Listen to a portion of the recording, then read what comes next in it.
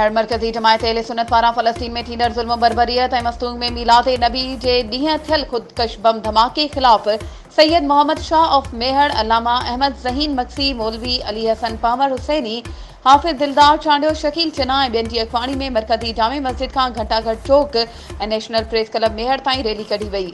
उन मौक़े ते अॻवाननि नेशनल प्रेस क्लब मेहर जे सहाफ़ियुनि सां ॻाल्हाईंदे चयो त मज़लूम फ़लस्तीनियुनि मथां सालनि खां ज़ुल्म थिए पियो। आलमी बिरादरी मुसलमाननि मथां थींदड़ ज़ुल्म ते ख़ामोश आहे। हुननि चयो त फ़लस्तीनियुनि सां थींदड़ ज़ुल्म कॾहिं बि बर्दाश्त न कंदासीं।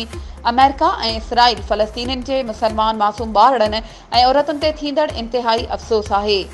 हुननि मुतालबो कयो त फ़लस्तीन में थींदड़ ज़ुल्म ते अक़वाम मुतहिदा नोटिस वठी फ़लस्तीनियुनि मथां बमबारी, ज़ुल्म ऐं जबर बंदि करायो वञे।